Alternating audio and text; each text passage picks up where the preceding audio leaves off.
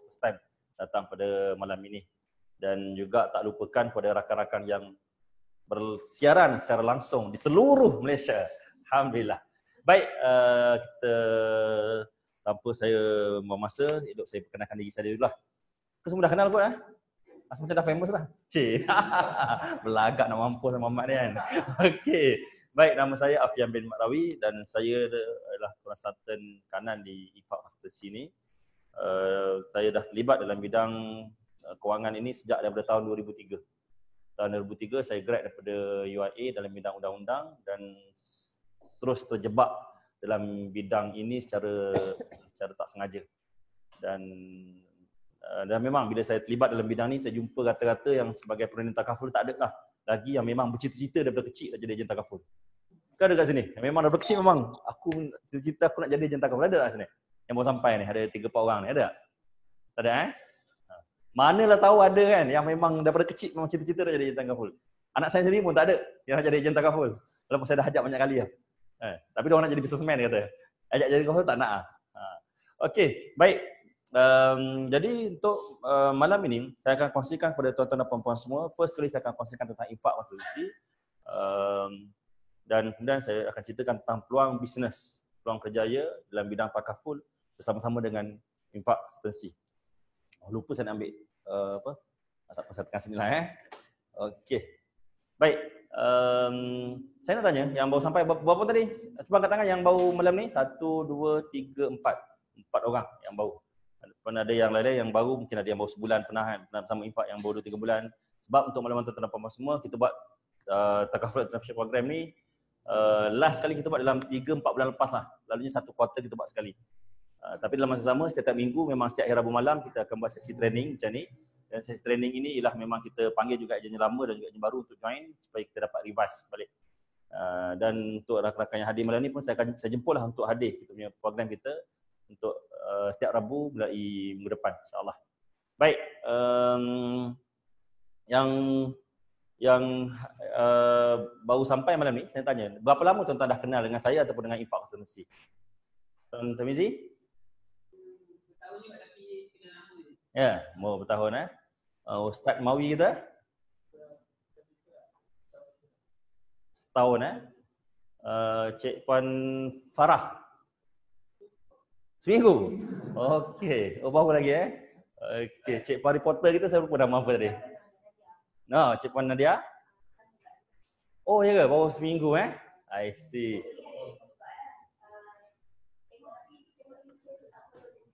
Okey. Macam mana boleh terfollow tu?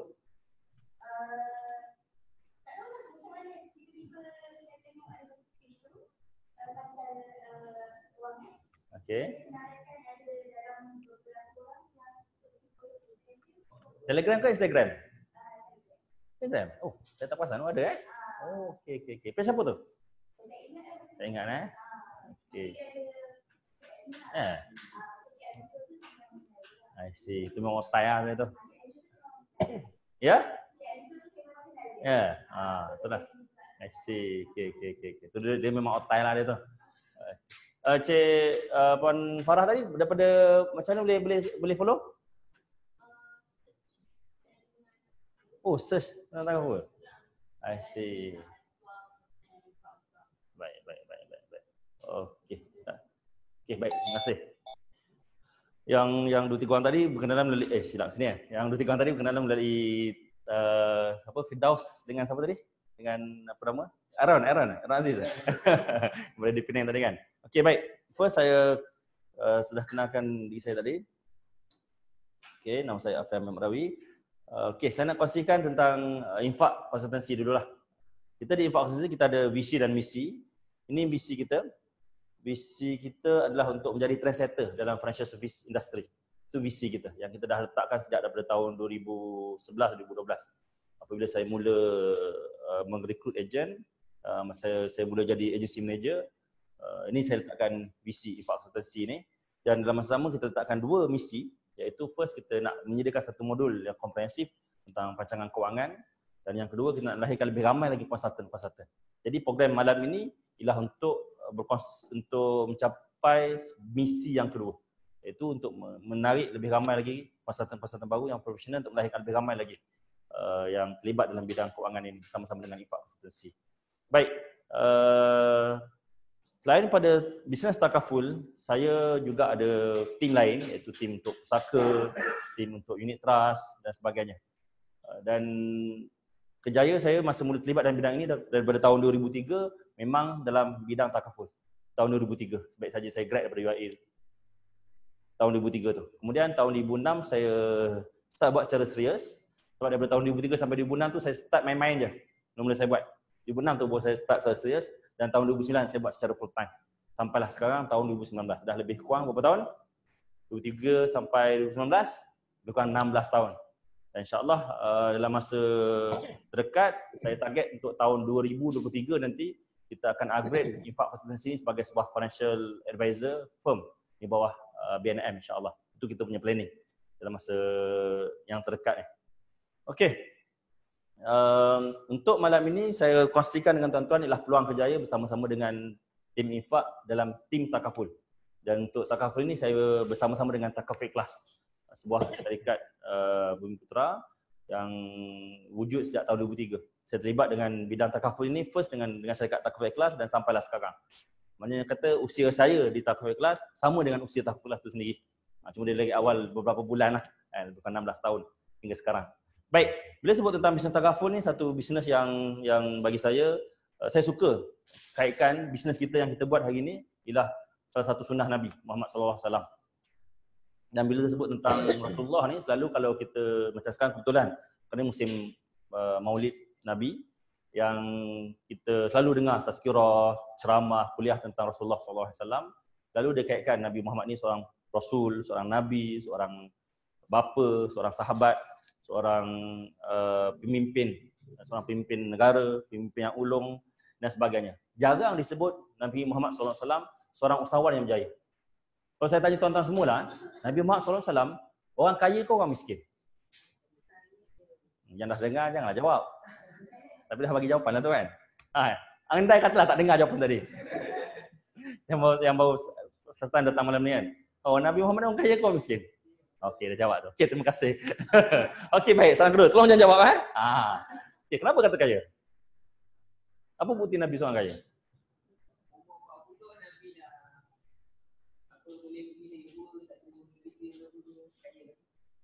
Naik gua. Orang miskin boleh naik gua?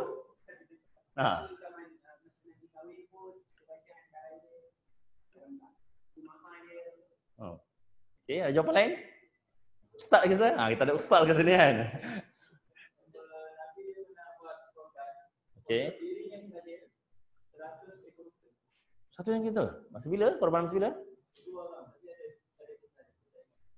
Ya, kan ustaz tak ingat ni.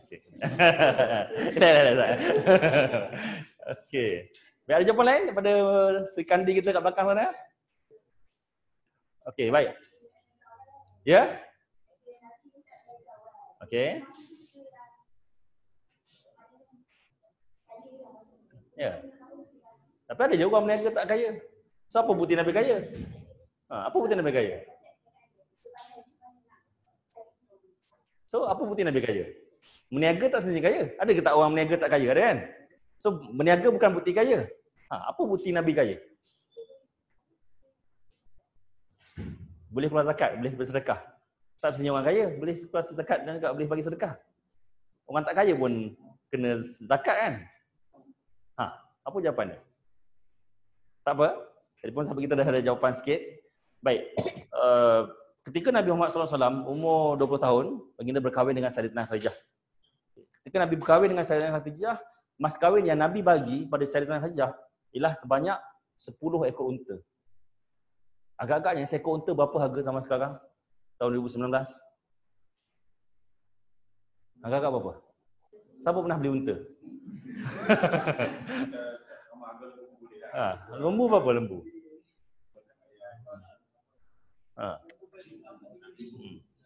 Katalah kita ambil 10,000, boleh sabar tak? Sabar kan? Okey. Satu ekor 10,000, 10 ekor berapa? 100,000. Agak-agaknya kalau zaman sekarang, mas kahwin 100,000 agak-agak taraf siapa? Bawah sikit pada YDPA kot. Tahap memang tahap VIP lah, orang kaya. Jadi itulah mas kahwin yang Nabi bagi pada Sayyidatina Khadijah. Itu contoh pertama. Dan dalam Islam sendiri pun, bila sebut tentang rukun Islam ada 5 kan?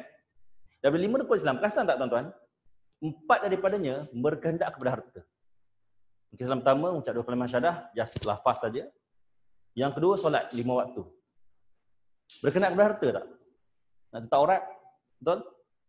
Yang ketiga, berpuasa, nak makan, nak minum, nak buka puasa, nak bersahur, perlukan makanan perlukan harta untuk dapatkan makanan, sama ada bahan mentah ataupun bahan yang dah siap dekat bazar Ramadan, kan? Rukun Islam yang keempat, berzakat lagilah, perlukan harta. Kan? Yang kelima, menunaikan haji. Lagilah, katakan harta, tenaga dan juga masa. Kau tengok, 4 rukun Islam, 4 daripada 5, 80% rukun yang wajib orang Islam ada, tunaikan, berkehendak kepada harta. Jadi takkanlah Allah SWT wajibkan sesuatu yang Allah tak galakkan. Jadi bagi saya, kalau kita sebut tentang kaya ni, merupakan satu fardu kifayah. Mana kata kena ada dalam masyarakat itu orang Islam yang kaya. Contoh fardu kifayah lain, contoh macam mudah kalau orang sebut, contoh macam menguruskan jenazah. Dalam satu kampung, kalau ada orang meninggal dunia, kena ada seorang yang uruskan. Kalau tak ada orang uruskan langsung, semua satu kampung berdosa. Betul? Tapi kalau ada seorang yang buat, gugur semua dosa yang lain. Walaupun seorang saja yang uruskan jenazah tersebut. Tapi kalau lebih ramai yang buat, lagi bagus. Sama lah dengan kekayaan. Banyak kan perlukan dalam satu kawasan, satu kampung, mungkin seorang dua saja untuk menunaikan fardu kifayah tersebut. Tapi kalau tak ada orang langsung, akan jadi berdosa dan lebih baik lebih ramai lagi. Jadi untuk malam tuan-tuan, saya nak kongsikan peluang bisnes, kita nak kaitkan. First kali kita kena niat, salah satu niat kita selain daripada kita nak dapatkan commission, nak dapat part time income kan. Mana ada orang nak buat niaga tak ada income. Of course tuan-tuan semua nak part time income, nak jadi kaya, nak jadi jutawan dan sebagainya. Salah satu benda kita kena ingat, apa yang kita buat ini ialah salah satu sunnah Nabi, iaitu berniaga. Dan bukan setakat berniaga sajalah kita nak kan. Kita nak follow semua apa yang Nabi buat. Baik, bila sebut tentang bisnes, tak akan lari daripada risiko. Semua bisnes akan ada risiko. Cumanya saya kongsikan, sebelum saya sebut tentang risiko di bisnes takaful ni, berdasarkan statistik majoriti bisnes akan ditutup dalam masa 3 tahun. 3 tahun akan tutup. Mana kata orang berhenti satu bisnes tu, orang yang sustain lebih pada 3 tahun hanya sekitar 10% saja. Mana kata daripada 10 orang yang berniaga yang sustain lebih pada 3 tahun bisnes tersebut, lebih kurang 10% saja. Mana kata 100 orang, 10 orang saja yang bertahan. Jadi kenapa kita nak pilih bisnes takaful? Dan bisnes takaful ada juga adanya statistik dia. Ini bisnes biasa, 90% bisnes tutup dalam 3 tahun. Tak kira bisnes apa, bisnes nasi lemak ke, bisnes kedai makan ke, bisnes MLM ke, bisnes apa saja, 90% akan tutup dalam 3 tahun. Ini statistik. Boleh tengoklah dekat SSM, berapa syarikat yang berkekalan lebih pada 3 tahun. Dan berapa syarikat yang didaftarkan setiap tahun. Selalunya lebih kurang 90% akan tutup dalam masa 3 tahun. Baik. Begitu juga dalam bisnes takaful. Dalam bisnes takaful lebih kurang sama juga.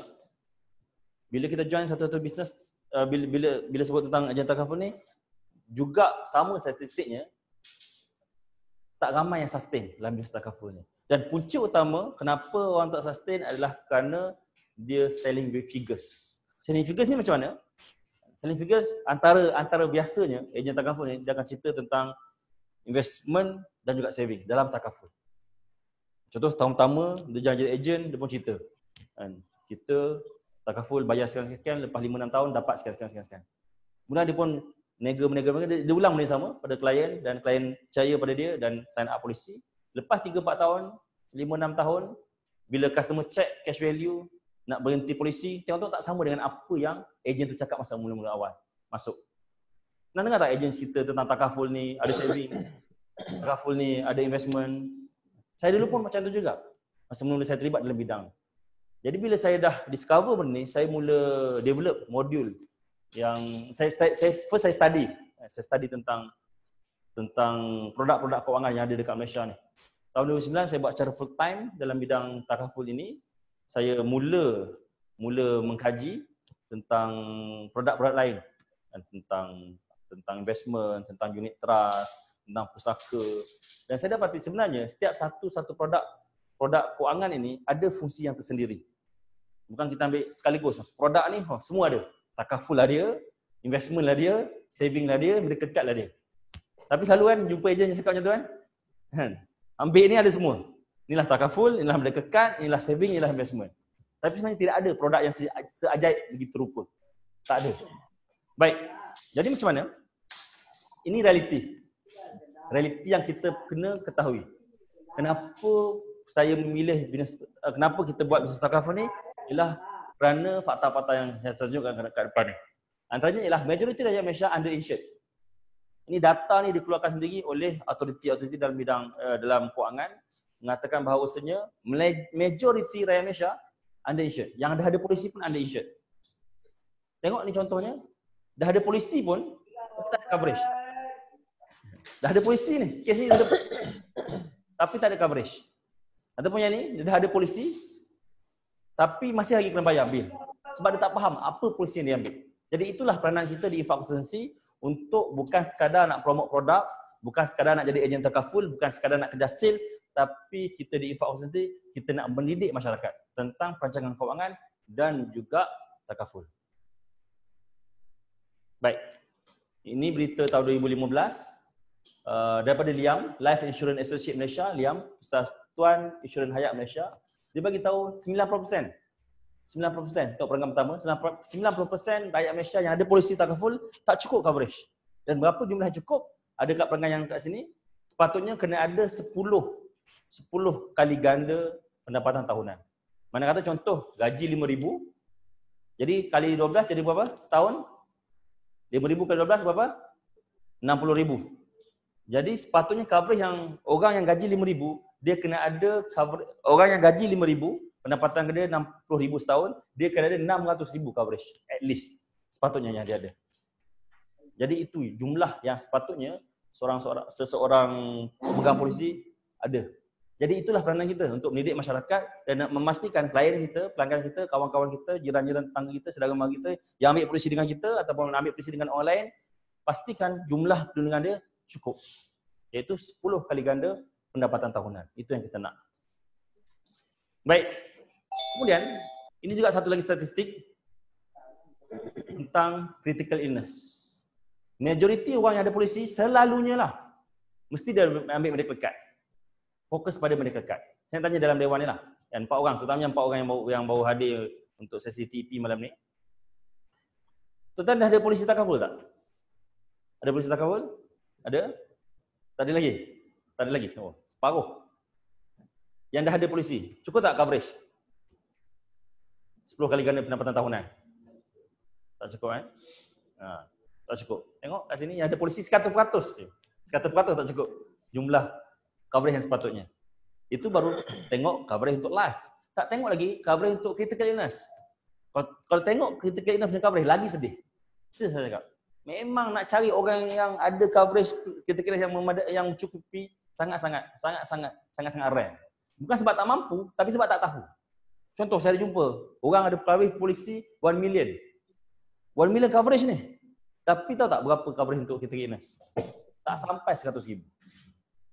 Bayangkan tuan-tuan, kalau ikut statistik, 70% kematian adalah disebabkan oleh penyakit. Mana kata kalau ada 10 orang yang meninggal dunia satu hari, 7 orang sebelum dia meninggal dia sakit dulu. Bermakna kalau kena sakit kritikal, 70% tu ialah sakit kritikal. Stroke, sakit jantung, kanser. 3 ni pembunuh utama. Jadi bila dah kena 3 penyakit ni, boleh bekerja lagi tak? Tak boleh bekerja lagi lah. Katakanlah dia ada medical card, kan? Kemudian ada coverage 1 million polisi.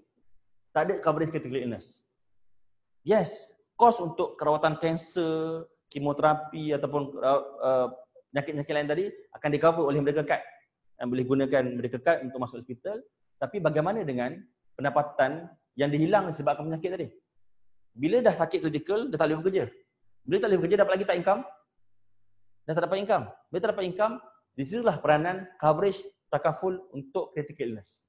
Yang tak ramai orang tahu dan tak ramai orang ada. Jadi itulah peranan kita untuk berkongsi tentang kepentingan takaful untuk critical illness juga. Baik. Ini statistik tentang kadar permusuhan takaful di Malaysia. Bukan di Malaysia, di dunia. Bukan di dunia, di beberapa negara lah. Okey, di Jepun 600%. Maksudnya apa? Dalam setiap rakyat di Jepun ada 6 polisi. Bayangkan. Itu negara maju lah tu. Di Jepun ni ke negara maju lah. Saya pernah pergi kat sana sekali. Memang sangat-sangat maju. Memang dia punya pengangkutan awam dia sangat-sangat efisien. Memang bandaraya dia, saya pergi dekat Osaka, dia bina terowong kereta api bawah tanah tu, barulah dia bina bangunan. Kalau Malaysia dia bina bangunan tu, kan, baru buat benda lain. Sebab tu setiap hari tak pernah tak ada construction dekat KL ni. Mesti ada je construction kan. Tapi kalau kat Jepun saya pergi tak nampak pun construction. Sebab dah maju. Macam kita negara membangun. Sebab tu ada construction. Sebab dah membangun kan. Setiap hari mesti ada construction. Dah habis kat sini ada kat sini. Dah habis kat sini ada kat sana. Dah habis kat sana ada kat ujung sana pula. Hari-hari kalau pergi KL mesti akan ada tempat yang ada construction. Jadi di negara maju 600%. Di Jepun 600%. Mana kata setiap rakyat dia ada polisi lah. Rata 6 polisi seorang. Yang kedua di Singapura, negara jiran kita. 250%. Mana kata orang ada 2,5 polisi. 2 orang ada 5 polisi. Mana kata kalau jumpa 2 orang, kalau 2 orang ni total polisi ada 5. Kalau Jepun seorang ada 6. Lagi dahsyat kan? Okey, ni yang kedua, negara jiran.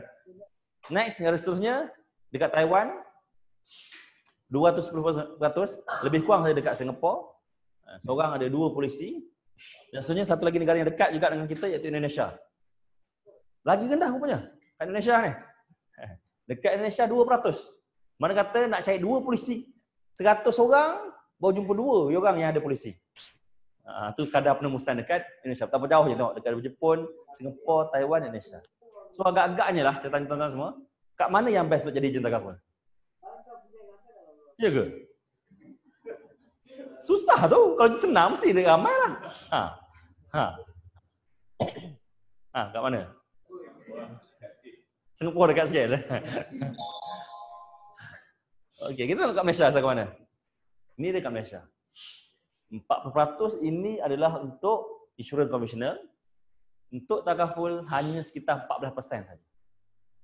Masa saya masuk 16 tahun lepas sampai sekarang, statistik tak berubah banyak. Saya pun terkejut.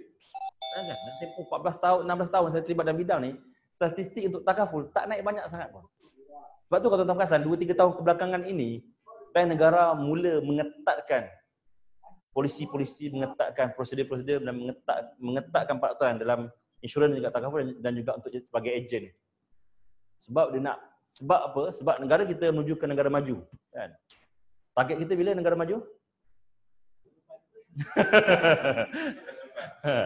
Tahun 2020. Salah satu ciri negara maju ialah kadar pemesanan tagaful, bukan tagaful, kadar pemesanan insurans ialah 75%. Ada banyaklah ciri negara maju dan salah satu cirinya ialah dari sudut kewangan 75%. Jadi sasaran ini sangat jauh lagi. Sangat jauh lagi. Sangat jauh lagi. Jadi kitalah berperanan untuk meningkatkan statistik ni. Kalau dan 40% ni termasuk pembelian berulang. Maksud pembelian berulang tu apa? Mana kata seorang beli 2-3 kali polisi. Mungkin ambil tahun ni 2-3 tahun lapse, lepas tu ambil lagi ataupun dia tambah polisi. Kalau ditolak faktor tu tak silap saya dalam 30% lebih. Yang tu dikeluarkan oleh bekas Governor Bank Negara yang lepas lah. Governor Bank Negara yang lama, yang apa nama? Yang lama punya sebelum yang baru ni kan. Baik. Okey, jadi daripada statistik tadi kan. Daripada statistik yang saya kongsikan, ada beberapa statistik saya kongsikan. Last tadi saya statistik penembusan tagaful. Sebelum tentang penembusan tagaful saya kongsikan tentang critical illness. Sebelum critical illness saya kongsikan tentang coverage rakyat Malaysia yang sangat-sangat rendah. Jadi apa yang tuan nampak? Apa peluang yang ada? Tuan-tuan pernah dengar tak Blue Ocean Strategy? Pernah tak Blue Ocean Strategy? Tahu Blue Ocean Strategy? Strategi Lautan Biru. Pernah dengar strategi Lautan Biru? Apa dia strategi Lautan Biru? Blue Ocean Strategy. Okey. Clear? Alhamdulillah. Terima kasih. Blue Ocean Strategy ialah strategi Laut Biru. Okey, dia daripada buku. Buku ni asalnya ialah tesis daripada 2 orang tak salah saya. Dan saya sempat baca buku tu, tajuk dia, baca tajuk je lah. Isteri tak baca, tapi saya dengar penangan lah, saya baca sebentar lalu je. Dia buat analogi tentang bisnes sebenarnya. Okay. Blue Ocean lawannya ialah Red Ocean. Red Ocean apa? Lautan merah. Apa lautan merah? Red Ocean. Okay, bagus. Cepat belajar kan? Kali ni cepat jawab kan? Okay. Red Ocean ialah lautan yang merah. Merah disebabkan apa? Disebabkan darah. Darah tu daripada mana? Daripada darah ikan. Darah ikan disebabkan oleh pergelutan yang berlaku. Sebab ikan terlalu banyak, ikan paus ada banyak, ikan jurung ada banyak, nak cari makan daripada kalangan ikan kecil, jadi dia terpaksa berperang, terpaksa bertarung untuk makan ikan. Dan dalam pertarungan tersebut berlakulah ketupan darah. Jadi menyebabkan lautan jadi merah. Itu lautan yang banyak sangat ikan jerung. Baik. Lawan kepada Red Ocean tadi ialah Blue Ocean. Blue Ocean ni macam mana? Blue Ocean ni lautan biru sebab apa? Sebab jerung ada seekor, 2 ekor je. Jadi jerung tersebut dah menguasai lautan tersebut, dia nak cari makan bebas. Dah cari makan. Tak macam lautan merah tadi. Jadi begitu juga dalam bisnes. Ada bisnes yang situasi dia dah jadi lautan merah. Contoh bisnes apa? Contoh bisnes kosmetik kan. Bisnes kosmetik kan. Macam-macam produk kosmetik yang ada kat Malaysia ni. Yang tak apa-apa dah. Saya baru tahu produk kosmetik ni. Apa nama? Jangan Mengata. Pernah dengar? Saya baru dengar minggu lepas. Saya datang satu program tu. Jangan Mengata. Cuba search. Nama produk ada. Jangan Mengata. Sekejap, saya search sekejap. Saya baru dapat ni. Saya memang masa saya dengar tu, saya macam tak percaya tau. Dan siap di-patternkan. Di-copyright kan. Jangan Mengata. Jangan Mengata. Dia tak apa, saya seorang buka. Jangan Mengata. Betul? Cuba. Ni. Jangan Mengata.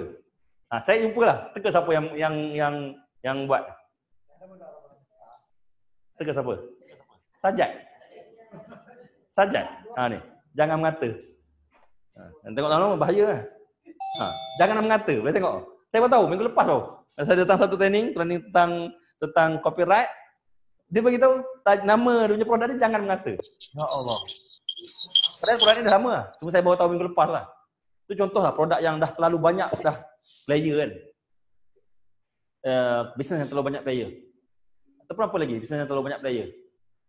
Bisnes makanan, kadang-kadang ada makanan yang kalau ada seorang buka, betul ramai je buka. Macam bubble tea kan. Itu macam dulu burger bakar kan. Macam-macam lah kan. Okey, baik. Dan selalunya dalam Red Ocean akan ada jerung yang memang bapak jerung ataupun dia punya yang dah kuasai market lah. Contoh bila saya sebut produk ni, brand apa yang tuan-tuan terfikir? Okay, saya sebut Okay. Ubat gigi. Semua sebut Colgate Selain daripada Colgate? Al-Jalil Mu'min lagi. Safi, Dali. Baru keluar yang produk-produk lain Bila saya tanya tadi, bila saya sebut nama produk ubat gigi, habis semua sebut brand apa? Colgate. Kira Colgate ni dia dah menguasai dah jadi raja lah dalam bidang keubat gigian ni. Kan? Jadi kalau ada player baru nak masuk pasaran ubat gigi ni, first dia terpaksa bersaing dengan Colgate, dan kemudian dia terpaksa bersaing dengan produk-produk ubat gigi lain. Betul? Dan setiap ubat gigi lalu dia akan datang dengan niche dia tersendiri. Perasan tak? Kodomo Lion niche dia apa? Budak-budak. Sensodyne untuk ubat gigi sensitif. Apa lagi? Macam-macam lah kan? Dan bagi halalnya apa semua macam-macam kan? Al-Jalil Mu'min dan sebagainya. Jadi kalau kita nak masuk pasaran ubat gigi ni, kita kena fikir satu niche yang baru. Kalau ubat gigi Florida dah ada dah. Banyak ubat gigi Florida dah. Kalau ubat gigi kanak-kanak dah ada dah. Ubat gigi sensitif dah ada dah. So kita masuk market ubat gigi, kena fikir niche baru. Contoh, Niche baru dia, ubat gigi untuk orang yang tak pernah gosok gigi. Contohlah kan, ni special contoh keluar. Kita mungkin, saya sebut brand lain, okay, saya sebut satu produk, apa yang tuan-tuan terfikir? Lampin pakai buang. Semua terfikir Pampers, kan? In fact, malah produk lain pun panggil sebagai Pampers kan. Pampers Diapers, Pampers Pet, Pampers, semua kita panggil Pampers. Walhal, Pampers itu adalah brand. Kan? Produknya ialah lampin pakai buang. Kan? Ada yang sebut tentang mi segera. Maggi kan. Semua kita panggil Maggi. Maggi Indomie, Maggi Saji, Maggi apa-apa sajalah kan. Jadi tuan-tuan, Blue Ocean ni ialah kita mencipta market kita tersendiri untuk melawan dengan untuk bersaing dan menjadikan persaingan sudah tidak lagi relevan. Contohnya macam bila saya sebut ni, apa yang tuan-tuan terfikir? Air segera. Air dalam tin. Tuan-tuan fikir apa? Minuman, silap. Minuman segera. Coke, Pepsi, betul? Biasa yang kita fikirlah kan? Coke dengan Pepsi. Baik, tuan-tuan, memang Coke dengan Pepsi dah kuasai pasaran minuman segera ni. Dan kemudian ada satu produk, kalau ada mana-mana syarikat nak keluarkan produk minuman segera ni, dia terpaksa bersaing dengan Coke dan juga Pepsi. Yang dia dah kuasai market, dia dah kuasai supplier. Supplier di sudut botol, sudut tin, aluminium dan juga gas bikarbonat tersebut. Sebab tu kalau tuan-tuan tengok, syarikat-syarikat Mio Putra nak masuk market, nak masuk pasaran air minuman segera ni, terpaksa bagi harga yang lebih tinggi. Dan last kali dia tak mampu nak bersaing pun. Perasan tak? Tuan-tuan perasan tak benda tu? Kadang-kadang kat kampung-kampung kan ada orang jual produk-produk air dalam tin apa semua tu, tapi tak berapa nak pergi jauh lah. Kan, nak compete dengan gegasi besar tadi. Tapi tuan-tuan, ada satu syarikat yang masuk market minuman segera tapi dia tak gunakan game plan yang sama. Iaitu dia masuk tapi dia tak gunakan botol, tak gunakan tin aluminium, dia gunakan kotak. Dia tak gunakan air bikarbonat, dia gunakan air biasa je. Itu kan syarikat apa? Yos. Yos tu asalnya syarikat kecil je.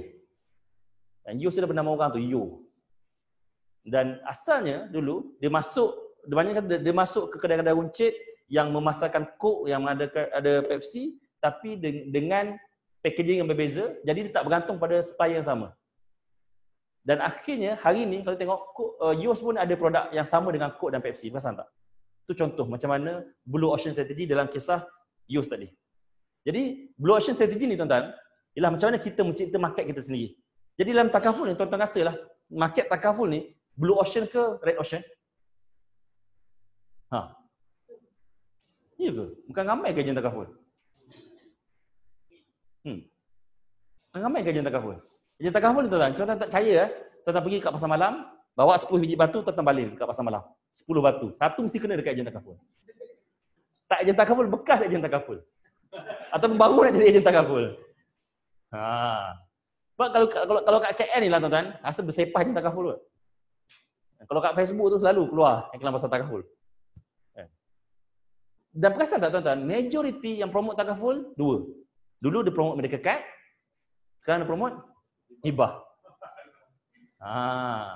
Jadi tuan-tuan, kita dekat Infak Konsultansi, kita bawa pendekatan berbeza. Kita tak promote sangat medical card, kita tak promote sangat pun hibah, tapi kita promote konsep income protection. Konsep income protection ni tak sama dengan medical card dan tak sama pun dengan hibah takaful. Iaitu kita promote produk dengan keperluan. Berdasarkan income dia, macam ni coverage yang patutnya, macam ni cara rumah dia. Itu modul yang kita bangunkan dekat Infak Konsultansi. Sebab tu tuan-tuan, kalau tuan-tuan perasan, kalau tuan-tuan dah biasa follow Facebook saya jarang cerita tentang produk. Dan saya jarang cerita tentang syarikat takaful ikhlas. Perasan tak? Mana saya promote sangat takaful ikhlas? Saya selalunya akan cerita tentang konsep. Kita banyak kan, adalah saya sebut takaful ikhlas, spesifik produk, tapi kita banyak cerita tentang konsep rancangan kewangan secara umum. Kalau takaful kita cerita tentang macam mana rancangan tentang takaful. Baik. So itulah yang kita buat dekat di Infak Konsultansi sini, dan inilah peluang yang saya nak kongsikan kepada tuan-tuan dan puan-puan semua. Okey, baik, setakat ni ada apa-apa soalan tak tuan-tuan nak tanya? sebelum saya tunjukkan tentang inilah modul infak yang saya sebutkan tadi yang membezakan kita dengan agensi-agensi lain. Kita dekat infak konsentrasi ni kita datang dengan modul keuangan. Bukan sekadar cerita tentang takaful, bukan sekadar cerita tentang produk takaful. Baik, tuan-tuan setengah ni ada apa-apa soalan nak tanya? Sebelum saya sambung? Tak ada? Baik. So tuan-tuan, inilah dia modul yang saya maksudkan tadi, yang saya bangunkan. Kalau tuan ingat tak misi yang kedua, misi pertama infak apa dia? Ya? Okay, menyediakan satu modul keuangan. Isi dia lah. So inilah modul keuangan yang saya maksudkan. So modul inilah yang saya ajar kepada ejen-ejen untuk present pada klien. Modul ini jugalah saya gunakan untuk saya kendalikan seminar bijak macam wang, sama ada program tu sehari ke, 2 hari ke, 3 hari. Program ini juga, modul ini juga yang saya bangunkan untuk saya bahan bila saya dipanggil oleh media, masuk TV, masuk radio, saya kongsikan modul ini. Dan daripada modul inilah yang kita akan ajar kepada tuan-tuan semua selaku konsultan, dan untuk present kepada klien, gunakan modul ini. So dari sinilah kita tentang cash flow, net worth, saving, protection, investment, verification juga distribution ini, tentang present kepada klien, dan kemudian dari situlah tentang cerita tentang income protection, dan kemudian akhir sekali baru cerita tentang produk. Kita dekat infak konsentrasi ni tuan-tuan, kita latih bukan sekadar jadi perunding takaful. Bukan sekadar jadi salesman takaful. Kita latih sebagai financial consultant. Perunding kewangan. Perunding kewangan ni macam mana? Mudah analogi saya buat macam ni lah. Tuan-tuan biasa jumpa doktor kan? Ada tak yang tak pernah jumpa doktor? Pernah jumpa doktor kan? Biasa jumpa doktor? Okay, baik. Contoh kita batuk, kita jumpa doktor. Ada tak doktor terus bagi ubat? Doktor saya batuk. Nah, ubat batuk. Ada tak doktor buat macam tu? Ada tak ubat doktor buat macam tu? Tak ada kan? Ya? Ada. Masuk-masuk terus bagi ubat? Ya. Patutnya tak macam tu. Kalau ada macam tu boleh report tu. Kan? Selanjutnya doktor akan cek. Dia akan tanya soalan. Batuk sejak bila? Batuk macam mana? Batuk siang ke batuk malam? Berkahak ke tak? Ada demam ke tak? Ada orang lain batuk ke tak? Sebab apa doktor tanya macam tu? Sebab apa? Sebab doktor nak dapatkan maklumat, dan kemudian daripada maklumat tadi, barulah dia boleh diagnose dan cadangkan apakah ubat yang sesuai. Betul tak? Doktor cadangkan doktor akan bagi ubat yang sesuai. Sebab apa doktor nak bagi sesuai? Yang sesuai dengan penyakit dia. Sebab ada batuk-batuk biasa, lain ubat dia. Ada batuk-batuk berkahak, lain pula ubat dia. Ada batuk-batuk yang demam sekali, lain ubat dia. Ataupun batuk tu batuk kering, dah lain, masuk ICU. Jadi begitu juga dalam kewangan. Setiap orang, tak ada orang yang dua orang yang sama 100% kewangan dia. Mesti ada berbeza. Jadi sebab itu kita dekat 4 konsentrasi sini, kita tak terus bagi produk. Sebab itu jaranglah kita tak macam typical agent biasa, tak jumpa klien, cik dah ada mereka kad, cik dah ada hibah takaful, bukan macam tu cara kita. Kita akan diagnose dulu, dapatkan maklumat kewangan dia, gaji dia berapa, permintaan dia macam mana, tanggungan dia macam mana, dah kahwin ke belum, barulah last sekali, barulah kita dah diagnose, lepas tu kita akan cadangkan apakah produk yang sesuai. Kalau takaful apakah yang sesuai. Dan modul ni saya gunakan untuk tim investment pun macam tu juga, untuk trust, untuk pesaka pun kita gunakan modul yang sama. Untuk bantu ejen untuk diagnose klien sebelum close. Baik. Okey, ini perkembangan grup kita dari dulu sampai sekarang, dan ini yang latest gambar kita masa group minding beberapa bulan lepas, dan kita alurkan kehadiran tuan-tuan dan puan-puan semua untuk bersama-sama dengan infak untuk tahun yang terdekat ini. Untuk melawan tuan-tuan dan puan-puan semua, kita dah hampir di hujung tahun 2019, cuma di infak konsentrasi di bawah tafsir kelas untuk bisnes takaful ni, tahun kewangan kita berbeza. Start daripada April sampai bulan Mac tahun depan. Dan ini antara produk kita, produk Ikhlas Link Secure, yang memang killer produk di Taufiq Ikhlas, yang ada komprehensif semua sekali, income protection dan juga medical card sekali dalam ni. Ini contoh quotation dia, RM300 sebulan, kalau tak nampak atas tu. Untuk coverage sebanyak ni, RM300,000 untuk kematian, lumpuh dan sakit kritikal dengan medical card saya, tak apa-apa. Okey, ini satu lagi produk juga, fokus pada income protection contohnya, dengan RM550 setahun ataupun lebih kurang RM40 lebih sebulan untuk dapat coverage RM200,000 untuk kematian dan juga sakit kritikal saja. Jadi satu lagi yang saya lupa, saya tertinggal nak masuk, coverage yang sama, RM300,000 lebih kurang RM100 dapat sekali income protection untuk kematian, lumpuh dan sekali dengan sakit kritikal. Ini contoh untuk umur 30 tahun lah. Yang tu caruman lebih kurang RM100 untuk RM300,000. Baik. Ini ialah peluang perjalanan karier tuan-tuan bersama-sama dengan infak konsentrasi dalam tim takaful ini. Bermula sebagai ejen, akan datang naik sebagai assistant agency manager, sebagai agency manager dan juga akhir sekali sebagai group agency manager. Saya sekarang dalam level group agency manager, saya dah lalui dah daripada peringkat agent sampai ke peringkat group agency manager ni. Baik, ini dia planning kita untuk 5 tahun dan kita baru saja develop benda ni tahun lepas. Okey. Ini daripada agent nak naik jadi assistant agency manager, kemudian agency manager dan group agency manager. Ini dia punya jumlah commission yang tuan akan dapat. So, sebagai agent, jumlah dia kalau sekarang dengan balance scorecard dah cecah 40% untuk produk tradisional. Itu 25% produk lain dengan 30% produk yang berbeza lah. Yang tu nanti kita akan detailkan. Mana kata contoh tuan-tuan buat sales, klien bayar RM100 sebulan. So setiap bulan tuan-tuan akan dibayar RM25 selagi mana klien bayar.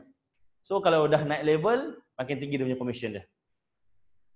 Kemudian, ini anggaran income yang bagi ejen yang dalam track record kita, ini dia jumlah income yang tuan-tuan dapat, yang akan dapat bila tuan-tuan buat betul-betul. In fact sebenarnya dekat group kita, majority masih lagi part time. Dan ada pun yang part time yang cecah dia income dia sama banyak dengan income dia dengan kerja hakiki. RM5,000 punya income contohnya lah.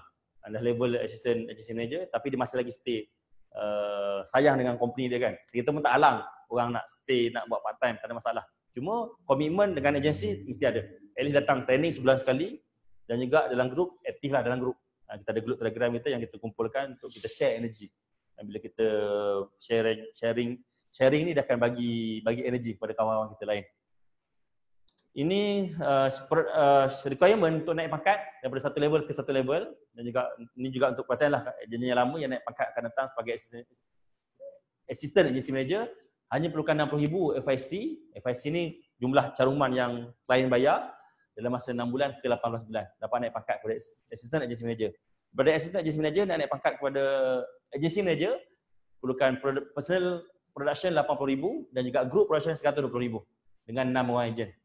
Ambil masa 2 ke 3 tahun dan akhir sekali untuk jadi group agency manager ini dia punya requirement dia RM750,000 FIC, seorang ejen dan juga 6 orang ejen dan juga seorang agency manager pun lebih kurang 2 ke 3 tahun. Jadi paling pantas 5 tahun dan paling command pun lebih kurang 7 atau 8 tahun lah untuk sampai ke level yang paling tinggi. Jadi peluang ini semua ada. Semua orang ada yang join business Takaful ni. Tinggal lagi nak buat ke tak nak buat. Sebabnya kalau kita dalam bisnes, kalau kita bekerja makan gaji, nak naik pangkat, syarat dia mesti dapat recommendation daripada atas, betul tak? Tapi dalam bisnes tak perlu dapat pun. Cukup syarat, boleh naik. Malah kelebihan dekat Tahfiz Kelas ni, yang mungkin berbeza dengan syarikat company lain, dekat Tahfiz Kelas, kalau nak naik pangkat, tak perlu pun dapat keizinan daripada leader. Tak perlu dapat tanda tangan daripada leader atas.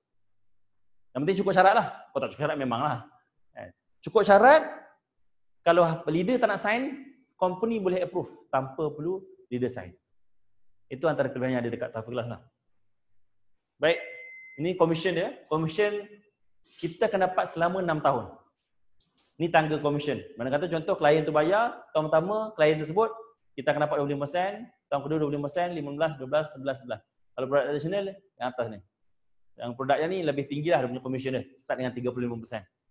Kalau dengan balance scorecard boleh cecah sampai 40%. Mana kata kalau kalian bayar RM100 tu, 40% untuk ejen. Tahun pertama. Dan kedua makin rendah sampai ke tahun yang ke-6. Okey, sebelum saya cerita next nak buat apa, ada apa persoalan tak setakat ni? Tak kira pada yang lama yang mungkin 2-3 bulan join, yang first time walaupun dah join, first time dengar talk untuk TEP ni, ataupun lebih lagi pada yang 4 orang yang baru sampai malam ni. Termasuk yang online ada 3 orang, 4 orang juga kan yang online kan, yang baru. Okay, ada apa soalan nak tanya? Okay, yang online kan nak tanya ke? Silakan, ada. Belum saya sambung, last kali. Tentang apa nak buat lepas benda ni. First saya cerita tentang saya, background saya dan juga infak konsensi. Kedua saya ceritakan tentang peluang di infak konsensi. Yang ketiga saya ceritakan tentang apa beza infak konsensi dengan agensi-agensi lain. Dan akhir sekali apa nak buat lepas benda ni. Jika tuan-tuan serius untuk join bisnes kita ni. Okay, ada apa soalan? Silakan. Boleh. Silakan. Yes. Untuk produk, contohlah macam ni. Contoh klien A. Ambil tahun 2019. So, untuk commission tersebut, sampai 6 tahun je lah. Lepas tu dia tak ada commission lah. Tapi, tiap tahun kita ada bisnes baru. Tak benda dia bayar lagi sampai 20 tahun kan. Tapi komisen yang kita dapat 6 tahun. Yes, betul. Dah tak ada dah. Contoh mudah lah kalau kita compare lah. Contoh nak buat comparison. Contoh kalau orang beli telefon kan. Katalah peniaga telefon. Contoh, saya jual telefon. So, komisen kita dapat berapa kali? Sekali je lah kan? Betul tak? Walaupun orang tu pakai 10 tahun, 2-3 tahun ke, kita akan dapat sekali je. Ataupun contoh, orang beli kereta, gunakan bank. Apply loan kereta ataupun loan rumah berapa tahun? 20 tahun, 30 tahun kan? Yang salesman jual rumah tu, ataupun banker yang jual rumah tu dapat komisen berapa lama? Sekali je kan? Tapi takaful berapa lama? 6 tahun. Nampak? Itu beza dia. Selagi mana klien tu bayar lah.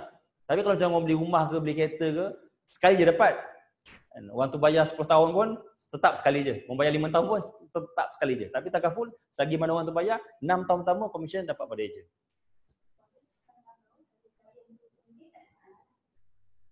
Yelah, dia tak efek komisen lah.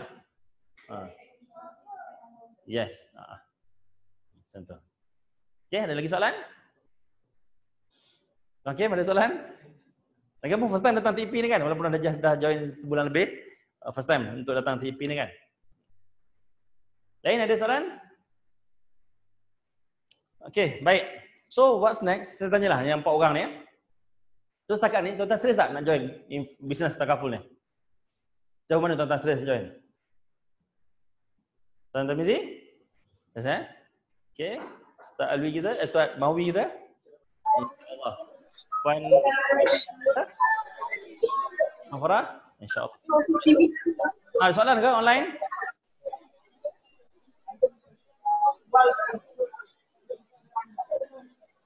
Oh, Rahman. Soalan. Oh, saya pernah dengar jika ejen meninggal dunia, komisen boleh diwariskan kepada bayi anak. Yes, betul. Betul. Tuan Rahman. Masa tu Tuan Rahman, tadi dah taruh kan? Yang Aran Aziz tadi tu ke? Betul. Apa dia? Oh, yang dekat Cyber Cafe ni. Ya, betul. Jawablah. Tolonglah jawab. Ya, betul. Dengar. Dari Sungkai, Perak. Oh, okey.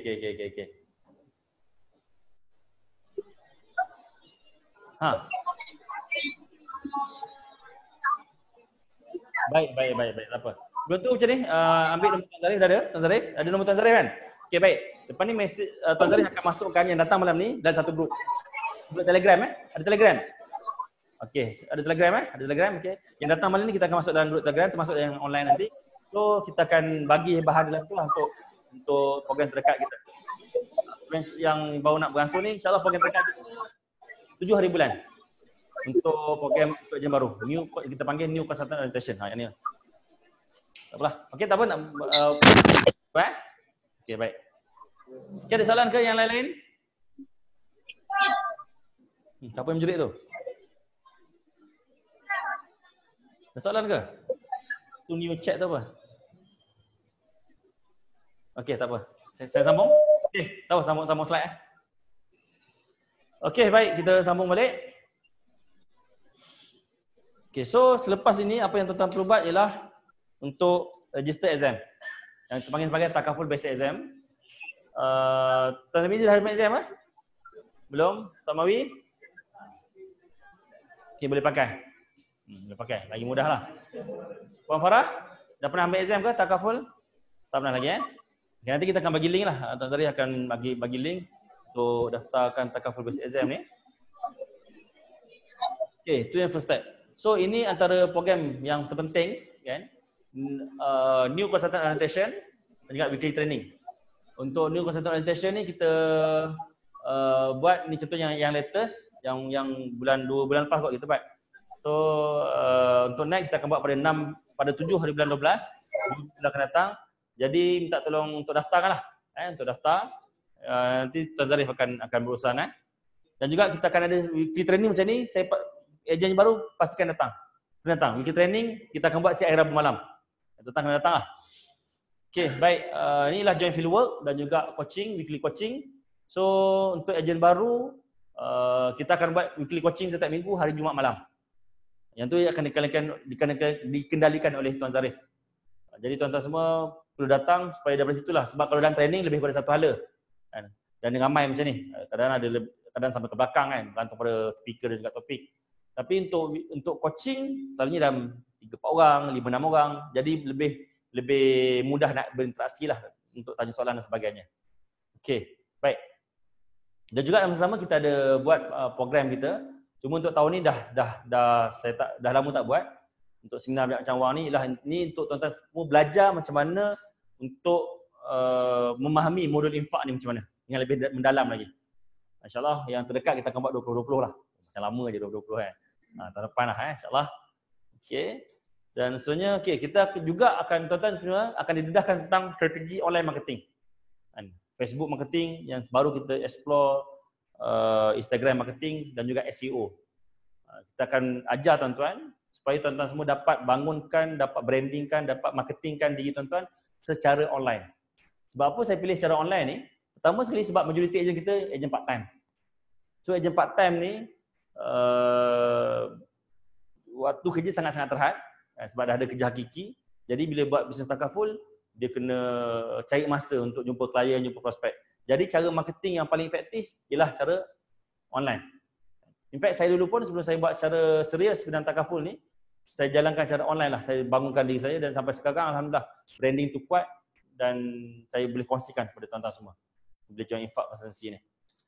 Kemudian juga kita ada buat poster juga branding ni. Tuan-tuan boleh pakai poster-poster ni semua dengan logo infak dan tuan-tuan boleh gunakan untuk share pada prospek, share pada klien. So dari situ dia akan tertarik dengan infak konsultansi ni. Sebab kita kat sini kita jarang promote takaful kelas. Jarang sangat. Tapi kita brandingkan infak tu sendiri. Tinggal ada orang ingat infak tu ingat company takaful baru. Ada takaful infak. Betul ada. Ada prospek yang sampai tak macam tu.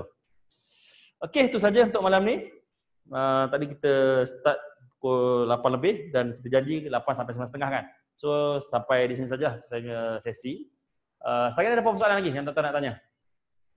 Nanti Tuan Zarif akan buat ni telegram, masukkan rakan-rakan yang baru datang malam ni dan juga masukkan saya sekali. Dan kita akan buat maklumkan ke situlah apa next step, apa action plan selepas daripada ni. Okey, baik. So itu saja. Ada apa soalan sebelum saya tamatkan? Sebelum saya serahkan kembali kepada Tuan Mazlan. Silakan, ada soalan? Okey, jadi kalau tak ada soalan, saya ucapkan terima kasih kepada semua. Mudah-mudahan apa yang saya kongsikan ini dapat membuka hati dan juga minda tuan-tuan untuk menyertai infak potensi untuk bersama-sama dengan bisnes takaful ini. Dan saya doakan semoga tuan-tuan semua berjaya dan juga istiqamah bersama-sama dengan infak potensi. Jadi itu saja. Wabillahi taufiq wal hidayah. Assalamualaikum warahmatullahi wabarakatuh. Saya serahkan kembali kepada Tuan Mazlan kita. Sekian, terima kasih. Terima kasih saudara Afian. Kita bagi sedikit support kepada Tuan Afian yang bagi pencerahan malam ni. 1, 2, 3. We love you, support you, trust you, support you. Okey, alhamdulillah. Okey, setakat ni mungkin ada yang malu dengan Tuan Afian nak tanya lebih Saya tanya. Tuan dah ambil exam ke? Dah ambil exam ke? Belum lagi. So akan bercadang untuk nak buat pilihan hari lah untuk ambil exam. Okey, mungkin Tuan Ajian akan guide lah macam mana nak ni. Cik ada bercadang untuk nak ambil exam ke macam mana ke? Kau selepas join group baru nak ni okey, alhamdulillah. Jadi sebenarnya untuk jadi perunding ni sebab macam tu Afian cerita tadi, kita ni bukanlah masuk dalam kategori apa nama macam mati level mati level pergi kelas DOP dia bagi kata-kata semangat dan mengeluarkan sedikit belanja ke dan tu boleh buat kerja. Kita tak macam tu sebab kita kena pantau, kita kena kursus minimal 30 jam setahun dan kita ada banyak kursus. Antara kursusnya kita kena pergi kursus yang dianjurkan oleh pihak syarikat dan kursus yang dibuat oleh agensi sendirilah. Ini supaya kita jadi seorang perunding takaful yang mahir dan tahu peraturan. Supaya kita tak adalah kata kalau pasal tak macam tu Afian sebut tadi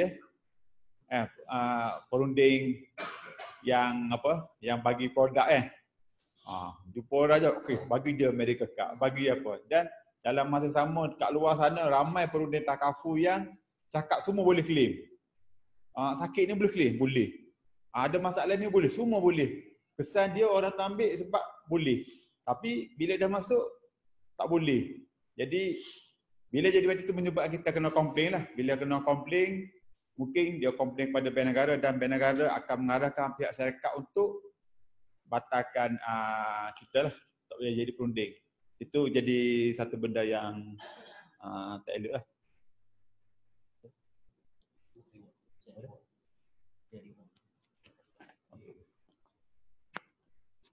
Okey.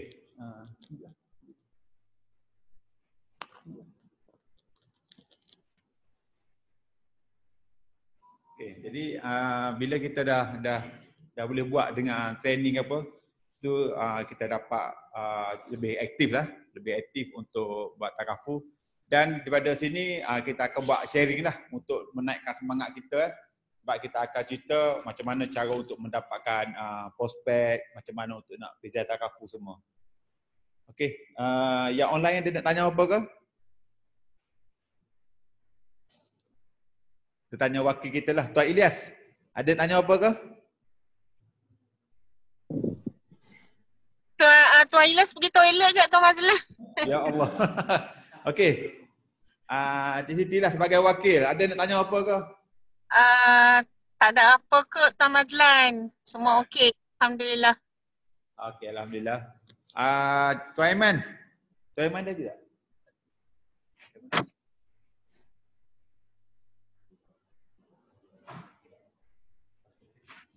Okey, semua tu mari kita tonton sedikit video pasal reward-reward yang ada dekat Takaful Ikhlas. InsyaAllah.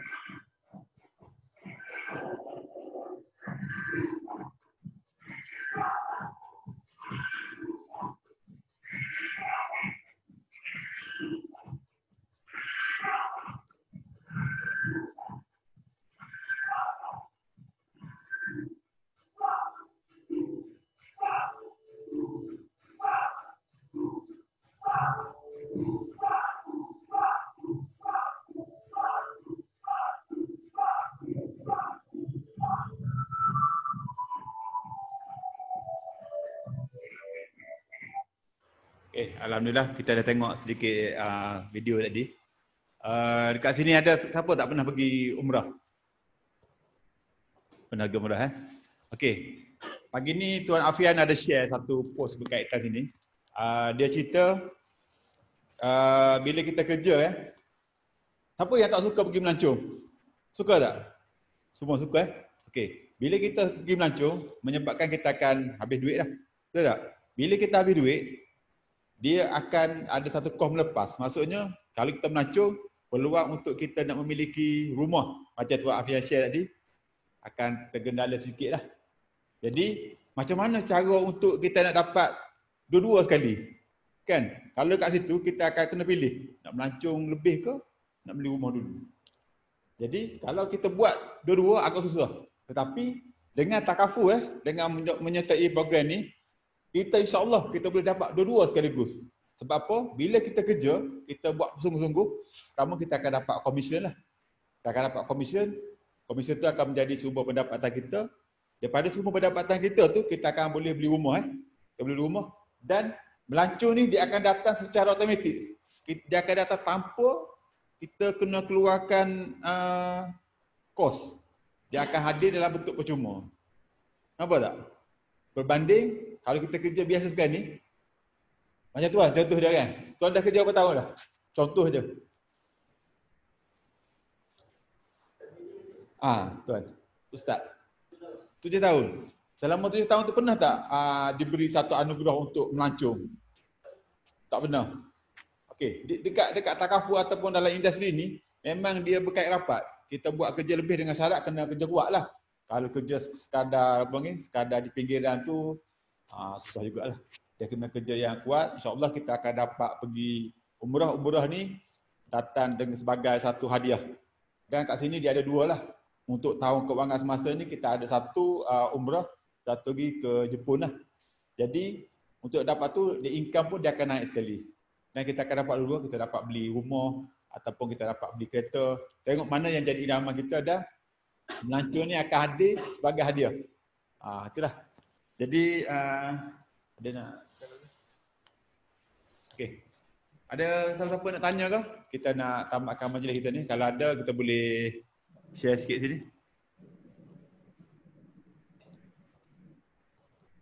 Ada yang dekat online ada tanya apa ke? Tuan Mazlan, Ya saya. kalau nak pergi umrah dengan Jepun tu nak kena buat berapa FYAC? Kalau yang untuk tahun ni dia tak ada offer, dia kena buat penuh. 130,000. Maknanya dapat dua-dua tu. Macam mana? Dapat Jepun dan umrah. Tak satu je lah. Kalau kita dapat